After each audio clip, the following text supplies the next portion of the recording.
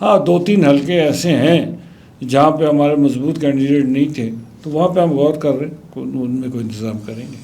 سر، آزاد کشمیر میں حکومت بنانے کے لیے جو پنجاب میں مہاجرین کی 10 نشستیں ہیں، ان کا انتہائی اہم رول ہوتا ہے۔ ہمارا مقابلہ پنجاب کی 10 نشستوں پہ ان لوگوں سے ہے جو آج فارورڈ بلاک میں ہے، پی ٹی آئی کے فارورڈ بلاک میں ہے۔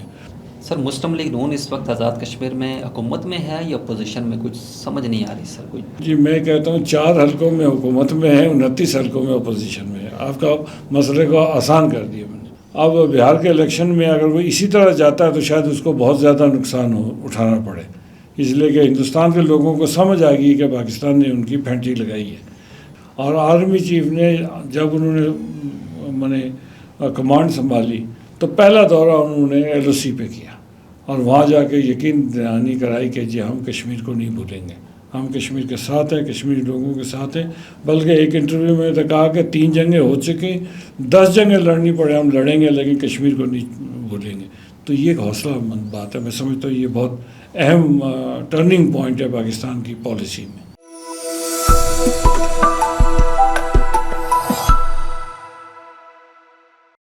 بسم اللہ الرحمن الرحیم، السلام علیکم۔ وی ایکسکلوزیو کے ساتھ میں غلام مصطفیٰ ہاشمی ہوں۔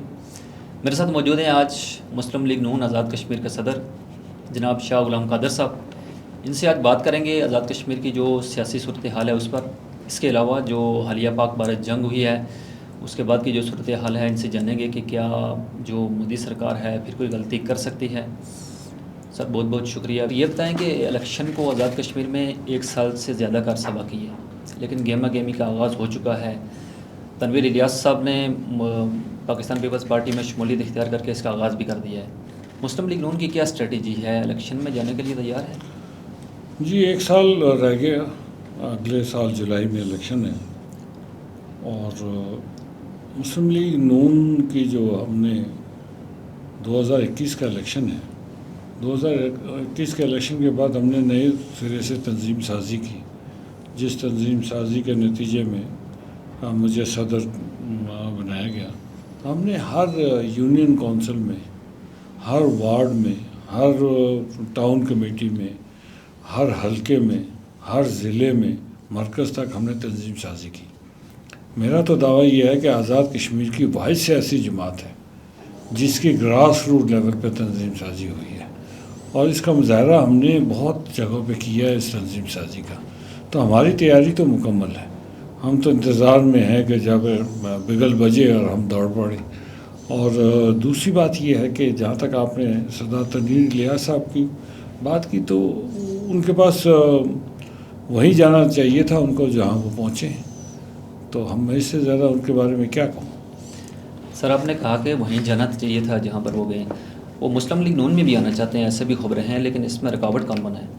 نہیں دیکھیں نا، میں بطور صدر ایسے لوگوں کو کیسے ہم بھول جائیں جو 2021 کے تمام تر پریشر کے باوجود ہمارے ٹکٹ ہولڈرز میں سے صرف 2 بھاگے تھے، ہمارے لوگ نہیں بھاگے، ہم کھڑے رہے، اپنے قائد نواز شریف کے ویژن کے مطابق کھڑے رہے۔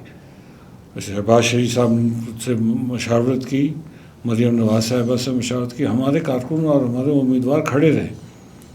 اور اگر آپ رزلٹ نکال کے دیکھ لیں، کوئی 500 سے ہارا ہے، کوئی 800 سے ہارا ہے، کوئی 1000 سے ہارا ہے، تو یہ لوگ جو ہمارے ساتھ کھڑے رہے مشکل وقت میں، ہم ان کو چھوڑ کے اڑتی پنچھی پکڑ کے لے آئیں، تو یہ تو کوئی کسی صورت سیاسی طور پر تو یہ خودکشی ہوتی ہے ہمارے لیے۔ اس لیے ہمارے پاس ایسے لوگوں کے لیے جگہ نہیں جہاں پہ ہاں 2-3 حلقے ایسے ہیں جہاں پہ ہمارے مضبوط کینڈیڈیٹ نہیں تھے، تو وہاں پہ ہم غور کر رہے ہیں، ان میں کوئی انتظام کریں گے۔ سر، آپ نے کہا کہ ہمارے 2 جو لوگ ہیں وہ بھاگے ہیں، ان میں ایک سردار میر اکبر صاحب بھی ہیں، کیا ان کی مسلم لیگ نون میں واپسی ہو سکتی ہے؟ دیکھیں، سردار میر اکبر صاحب نے ہمارے اس قسم جو ہم نے کی تھی، جو ہمارے آخری اس دن وہ ہمارے جو حلف ہوا تھا، جو حلف ہوا تھا، اس میں وہ نہیں تھے، اس لیے کہ اس دن ان کے بھائی صاحب کا وفات ہوئی تھی، وہ جنازے کی وجہ سے نہیں پہنچ سکے تھے۔ تو ہمارے ساتھ 2 اور، اسی لیے میں 2 کہتا ہوں، ایک علماء مشائخ کی نشست پہ تھے، ایک مظفر آباد کے ایک صاحب تھا، اب نام لینا مناسب نہیں ہے، تو وہ دونوں بھاگے۔ تو اس لیے ان کی تو ہمارے لیے بہت مشکل ہے کہ ہم جہاں پہ ہم نے اب ڈیولپ کیا، 5-4 سال ہم نے محنت کی، کارکنوں کو تنظیم سازی کے ذریعے لوگوں کو اٹریکٹ کیا. اب اچھا وقت ہے تو اوپر سے کوئی آ جائے تو پھر ذرا مشکل ہوتا ہے. لیکن جہاں پہ 2-3 حلقے ہیں ہمارے پاس بچے ہوئے ہیں جہاں پہ ہم سمجھتے ہیں. میر اکبر صاحب ہمارے ساتھی ہیں، بہت اچھا وقت گزرا ان کے ساتھ جب وہ اور ہم اکٹھے تھے. اس میں مسلم کانفرنس میں بھی اکٹھے رہے، مسلم لیگ میں بھی اکٹھے رہے، لیکن ابھی تک ان کے ساتھ اس طرح کا کوئی رابطہ نہیں ہوا.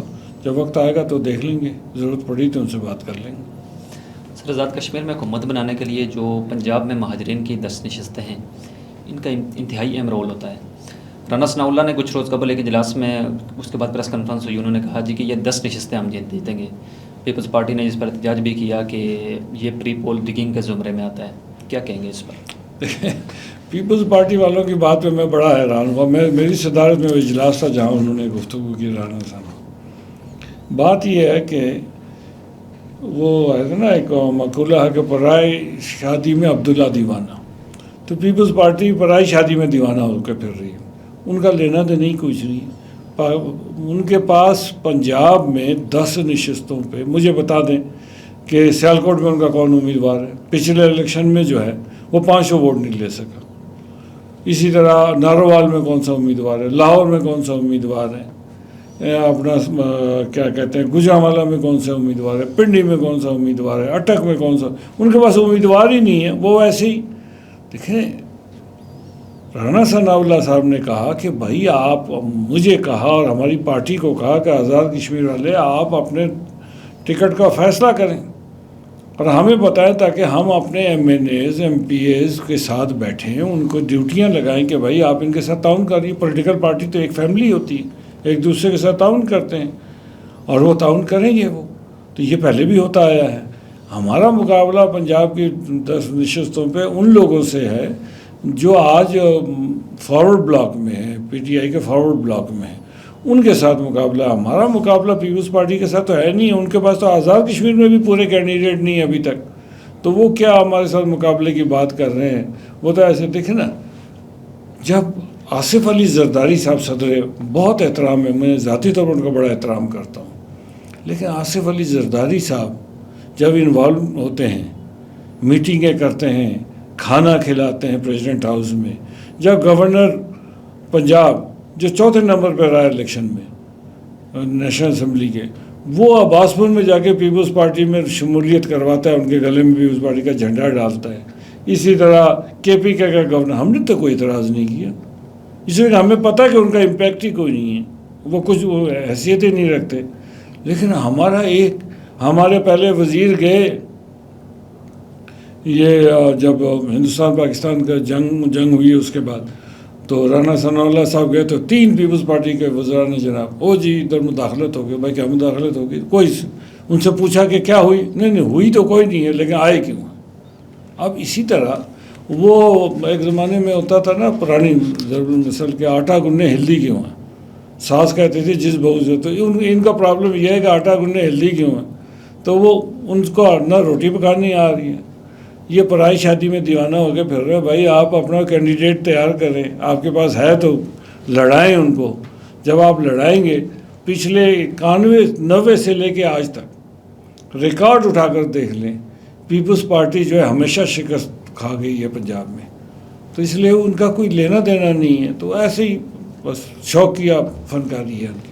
سر، ایک انتہائی اہم سوال ہے کہ مسلم کانفرنس اور مسلم لیگ نون کے حوالے سے خبریں چل رہی ہیں کہ آئندہ الیکشن میں انتخابی اتحاد ہونے جا رہا ہے. سر کیا خبریں ہیں؟ کوئی بیک ڈور بات چیت چل رہی ہے؟ مکمل اتحاد ہوگا؟ سیٹ ایڈجسٹمنٹ ہونے جا رہی ہے؟ سر کوئی واضح کریں اس وجہ سے. سردار عتیق صاحب کے ساتھ میرا بہت احترام کا رشتہ ہے، اور ایک ساتھ میں مجاہد اول سردار قیوم صاحب کے ساتھ جنرل سیکرٹری تھا، ان کے ساتھ بھی جنرل سیکرٹری تھا تو مسلم کانفرنس کا. میری ان کی ملاقات ہوئی تھی تو میں نے ان سے پوچھا تھا، انہوں نے ابھی تک مجھے اپنی ڈیمانڈز نہیں دی ہیں. جب وہ ڈیمانڈز دیں گے تو پتہ لگے گا کہ وہ کیا چاہتے ہیں اور ہم کیا کر سکتے ہیں. تو لیکن دیکھیں نا، الیکشن لڑتے ہیں جیتنے کے لیے. الیکشن بڑا ہے، الیکشن تو یہ کوئی کھیل تو ہے نہیں ہے کہ لوڈو کا کھیل ہے کہ جی ہم نے کھیلنا ہے بیٹھ کے. نہیں، ہم نے الیکشن حکومت سازی کے لیے الیکشن ہوتا ہے. مطلب امکانات ہیں کہ اتحاد ہو سکتا ہے مسلم کانفرنس کے ساتھ؟ امکانات سیاست میں تو ہر چیز ممکن ہے اور ہر چیز ناممکن ہے. یہ تو دیکھنا ہے کہ اس کا فائدہ کیا، ہمیں کیا پہنچے گا، ہم نے اسیس کرنا ہے، دوسری پارٹی نے اسیس کرنا ہے کہ ان کو کیا فائدہ ہوگا. تو یہ اس وقت ہم کریں گے جس وقت کوئی ہمیں وہ کہیں گے کہ جی میں یہ چاہتا ہوں کہ یہ میرے ساتھ آپ کا معاہدہ ہوا. ابھی تک انہوں نے مجھ سے کوئی ڈیمانڈ نہیں دی. سر مسلم لیگ نون اس وقت آزاد کشمیر میں حکومت میں ہے یا اپوزیشن میں؟ کچھ سمجھ نہیں آ رہی سر. کوئی بصیت پارٹی صدر آپ اس پر؟ جی میں کہتا ہوں 4 حلقوں میں حکومت میں ہے، 29 حلقوں میں اپوزیشن میں ہے. آپ کا مسئلے کو آسان کر دیا میں نے. تو آئندہ جو الیکشن ہے، طارق فاروق صاحب پارٹی کے جو سیکرٹری جنرل ہیں وہ کہہ چکے ہیں کہ میں یہ 4 جو لوگ ہیں ان کو آئندہ ٹکٹ نہیں لینے دوں گا پارٹی کا. بصیت پارٹی صدر اس پر ان کی رائے ہو سکتی ہے، ان کی رائے ہو سکتی ہے، تو پارلیمانی بورڈ نے فیصلہ کرنا ہے. ٹھیک ہو گیا. تو سر تنویر الیاس صاحب کی جو پیپلز پارٹی میں شمولیت ہوئی ہے، تو اس کے جواب میں آپ نے ان کے جو بھائی ہیں یاسر الیاس صاحب ان کو مسلم لیگ نون میں شامل کر لیا. کیوں ضرورت پیش آئی اس کی؟ نہیں، وہ ایسا تھا کہ تنویر الیاس صاحب کے حوالے سے تو ہماری کوئی ایسی نہ نگیٹیوٹی ہے تو نہ پازیٹیوٹی ہے. جہاں تک یاسر الیاس، وہ سیاستدان نہیں ہے. یاسر الیاس صاحب وہ کوئی ٹکٹ کے امیدوار نہیں ہیں، وہ کہیں سے الیکشن نہیں لڑنا چاہتے. کوئی حکومتی ہمارے آزاد کشمیر کے معاملات میں وہ ہمیں سپورٹ کرنا چاہتا ہے. تو جو بھی ہمیں سپورٹ کرنا چاہے ہم اس کو سپورٹ لیں گے، کیوں نہیں لیں گے. فارورڈ بلاک سے کتنے جو الیکٹیبلز ہیں وہ مسلم لیگ نون میں آ سکتے ہیں، خصوصاً جو مہاجرین کی نشستیں ہیں ان سے؟ میرا خیال ہے ابھی تو کوئی اتنی گنجائش نہیں ہے ہمارے پاس کینڈیڈیٹس پورے ہیں مہاجرین کی نشستوں پر. جی ہمارے پاس فارورڈ بلاک سے کوئی لینے کی ضرورت نہیں ہے، ہمارے پاس کینڈیڈیٹس پورے ہیں. سر حالیہ جو پاکستان اور بھارت کے درمیان جو جنگ ہوئی ہے، افواج پاکستان نے بھارت کو دندان شکن جواب دیا ہے. کیا سمجھتے ہیں آپ بھارت ایک بار پھر کوئی غلطی کر سکتا ہے؟ لیکن مودی جو ہے وزیر اعظم مودی، وہ انپریڈکٹیبل آدمی ہے، جس طرح امریکہ کے صدر ٹرمپ انپریڈکٹیبل آدمی ہے. مودی کا اس وقت پولیٹیکل جو اس کی کیپٹل تھا وہ بہت زیادہ ایروڈ ہو چکا ہے. اس کی پرسنالٹی ایروڈ ہو گئی ہے. اس کی شائننگ انڈیا اور اس قسم کا کوئی پروجیکٹ اس کا کامیاب نہیں ہوا. ایک ہی چیز وہ بیچتا ہے پاکستان دشمنی اور مسلم دشمنی. یہی اس کے بیسکس ہیں. بہار کا الیکشن آنے والا ہے شاید اکتوبر کے اینڈ میں یا نومبر میں. وہاں بڑا اسٹیٹ ہے، تو اس بہار کے الیکشن کو امپیکٹ ڈالنے کے لیے وہ اپنی گرتی ہوئی ساکھ کو بچانے کے لیے کچھ بھی کر سکتا ہے. جیسے اس نے یہ کوشش کی تھی تو یہ اس کو الٹا پڑ گیا. پاکستان کے جواب نے اس کو الٹا کر دیا اور وہ بہت اس کو مایوسی کا سامنا کرنا پڑا، دنیا بھر میں رسوائی ہوئی. تو اسی طرح اب بہار کے الیکشن میں اگر وہ اسی طرح جاتا ہے تو شاید اس کو بہت زیادہ نقصان اٹھانا پڑے، اس لیے کہ ہندوستان کے لوگوں کو سمجھ آ گئی کہ پاکستان نے ان کی پھینٹی لگائی ہے. تو اس لیے شاید وہ کوئی ایڈونچر کرنے کی کوشش کرے. تو لیکن ایڈونچر اگر وہ کرے گا تو اس کو اس سے زیادہ سیویئر اس کو جواب دینا پڑے گا اور پاکستان دے گا، جس کے نتیجے اس کے لیے بیلنس کرنا مشکل ہو جائے گا. اس لیے میں نہیں سمجھتا ہوں کہ کوئی بہت زیادہ خطرہ ہے، لیکن پاگل پن کی تو کوئی حد نہیں ہوتی. نہیں.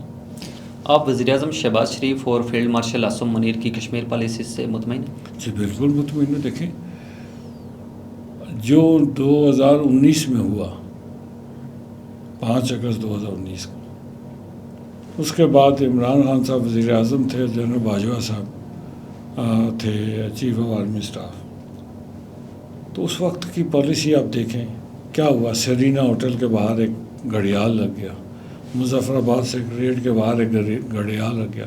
طارق الوی صاحب بعد میں آئے تھے مظفر آباد اسمبلی میں، تو میں نے اپنے تقریر میں کہا تھا جناب صدر وہ آپ نے ایسے گھڑیال لگائے کہ جس کے بیٹری بھی ختم ہو گئی. تو اس کے مقابلے میں آپ دیکھیں کہ شہباز شریف صاحب دنیا کے جس ملک میں جاتے ہیں کشمیر کی بات کرتے ہیں.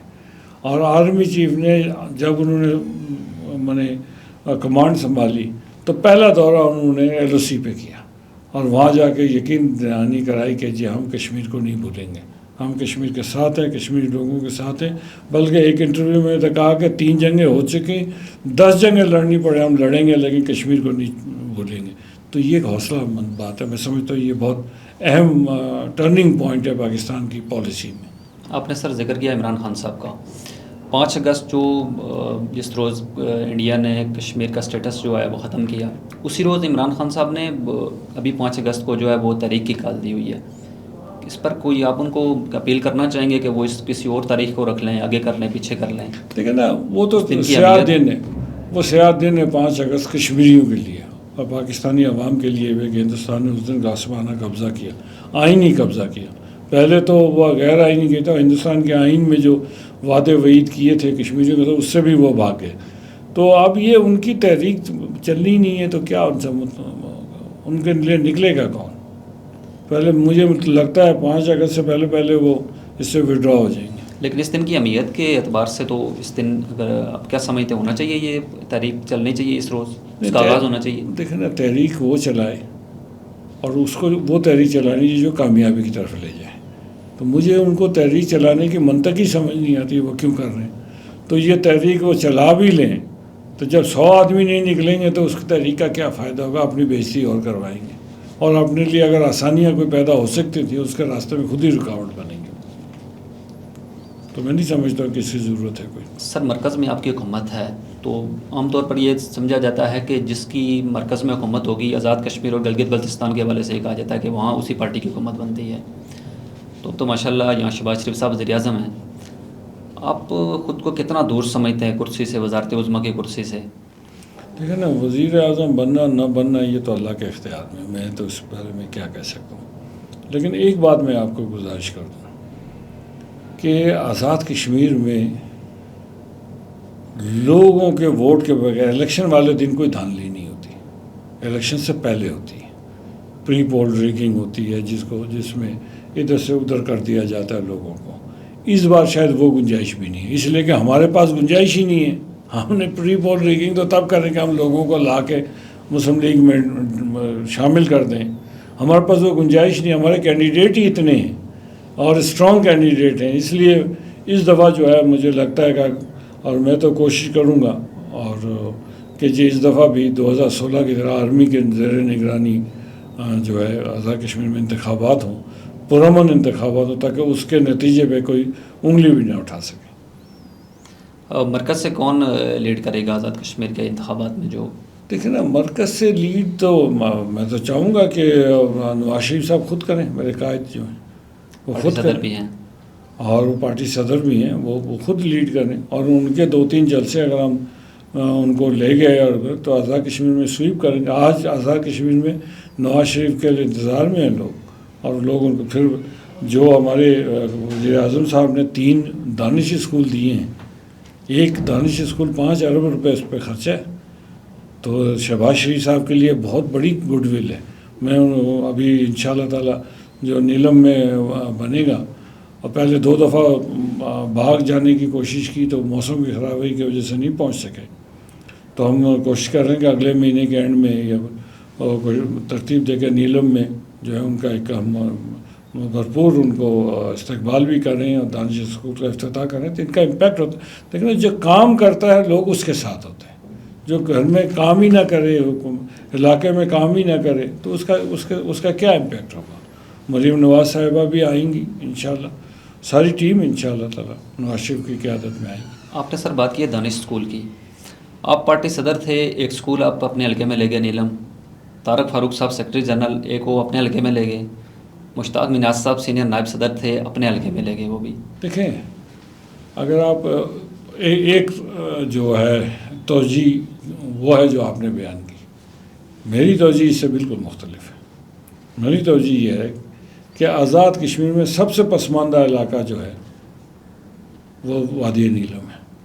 14 سال ہندوستانی فائرنگ رہی، 92 سے لے کے 2004 تک. وہ 12-14 سال ڈیولپمنٹ نہیں ہو سکی. 2016 کے بعد میں نے اور ہماری مسلم لیگ کی حکومت نے ہم نے وہاں ڈیولپمنٹ شروع کی. تو وہاں پہ ہم نے دانش اسکول کی ضرورت تھی کہ وہاں پہ ہم نے دیا.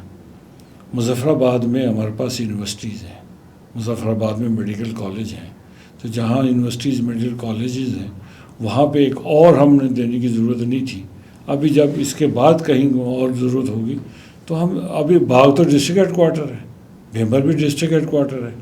بھیمر میں بھی آپ دیکھیں کہ وہ جو ہے یہ سارا ایریا میرپور بھیمر یہ سارے ایریے میں جو ہے جو غریب لوگ ہیں وہاں لوگوں کا تصور یہ ہے کہ جی ادھر بہت امیر لوگ رہتے ہیں, یقیناً رہتے ہیں, لیکن وہاں غریب لوگ بھی رہتے ہیں جن کے بچوں کی تعلیم کا مسئلہ ہے. تو ان کے لیے ضروری تھا کہ یہ اس جگہ جائے. اب پنچ میں پنچ میڈیکل کالج ہے, راولا کوٹ میں راولا کوٹ یونیورسٹی ہے. تو پنچ ڈویژن وائز اگر ہم دیکھیں تو ڈویژن وائز ہمارے پاس جگہ باغ بنتی تھی جو اس کو ہم نے دیا. تو اس لیے وہ ابھی اور چیزیں آئیں گی تو وہ مختلف ضلعوں میں انشاءاللہ تعالیٰ اسی طرح پروجیکٹس آئیں گے وہ ہم دیں گے مختلف. مزید پروجیکٹس بھی آ سکتے ہیں. جی جی. سر مہاجرین کی نشست سے آپ الیکشن لڑتے تھے, پہلے بھی مہاجرین کی نشست سے الیکشن لڑے تو اسپیکر بن گئے. 16 میں پھر آپ نے فیصلہ کیا کہ نیلم جیسے دشوار گزار علاقے میں سے جا کے الیکشن لڑنے کا فیصلہ کیا. ایک الیکشن ہار بھی گئے, لیکن 2016 میں پھر الیکشن جیتے پھر بھی اسپیکر ہی بنے. فائدہ کیا ہوا سر اس کا؟ دیکھیں فائدہ اور نقصان کی بات نہیں ہے, کانسیپٹ کی بات ہے, آپ کے ذہن میں کیا ہے. بات یہ ہے کہ 2011 میں نے الیکشن لڑا, میں نے 21,000 ووٹ لیا. کیوں لیا؟ اور 2016 میں نے 41,000 ووٹ لیا. وہاں جو پسماندگی, وہاں جو اس کو دور کرنے کے لیے آپ کو زندگی میں آپ کیا کتنے بار بار زندگی تو نہیں ملے گی نا. آپ نے زندگی میں کوئی حاصل بھی کرنا ہے, کوئی ڈیلیور بھی کرنا ہے نا. تو ڈیلیورنس کے لیے ضروری تھا کہ آپ کو وہ علاقہ ملے جہاں پہ مشکلات ہیں. تو میں نے مشکلات میں اگر آسانی ایک قدم بھی اگر کسی کو آسانی پیدا کر دی ہے تو اللہ تو دیکھ رہا ہے نا. تو میں تو اس جذبے سے وہاں میرے پہلے سے عزیز رہتے تھے, ان کا بعد کافی عرصے سے اصرار تھا کہ آپ ادھر سے لڑیں. تو اللہ نے کیا کہ وقت جب آیا میں چلا گیا. لیکن اس کے بعد آپ دیکھیں کہ آج پورا نیلم جو ہے ایک ڈفرینٹ سینیریو پیش کرتا ہے. مین سڑک ہم نے بنا دی, ہاسپٹلز ہم نے بنا دیے, ٹیلی فون سروسز ہم نے لائیں, وہاں پر رشوت کے بغیر ملازمت, رشوت کے بغیر اور بہت بجلی ہم نے کر دی, ہائیڈل پروجیکٹس ہم نے لگوا دیے. تو یہ وہ چیزیں ہیں جس کی ضرورت تھی, جو اللہ تعالیٰ نے ہمارے ہاتھ سے لکھی تھی. یہ اللہ نے جو کام لینا ہوتا وہ اللہ ادھر ہی بھیجتا ہے نا انسان کو. تو اس لیے فائدہ نقصان کی بات ہے. نیلم کی پسماندگی کا خاتمہ کرنے کے لیے آپ وہاں پر گئے. جی بالکل بالکل. اور 2016 سے لے کر 2021 تک جو ہے, اور ابھی دوبارہ پھر آپ ابھی بھی میں ایم ایل اے ہوں وہاں سے. بالکل ٹھیک. فیلڈ مارشل اسم منیر صاحب کے بارے میں کوئی ایک جملہ. پاکستان کے لیے بلیسنگ ہے. چودھری انوار الحق صاحب کا سیاسی مستقبل کیا دیکھتے ہیں؟ ان کے اپنے ہاتھ میں. بیرسٹر سلطان محمود چودھری صاحب جو ہیں وہ ان کے بارے میں آپ کا کیا خیال ہے؟ ابھی انہوں نے پیپلز پارٹی میں شمولیت بھی مؤخر کر دی ہے, کوئی نئی پارٹی بن سکتی ہے؟ وہ زیرک سیاستدان ہے بیرسٹر سلطان. وہ ابھی وہ تیل دیکھیں گے, تیل کی دھار دیکھیں گے, اس کے بعد فیصلہ کریں گے. بہت شکریہ سر وی نیوز کو وقت دینے کے لیے.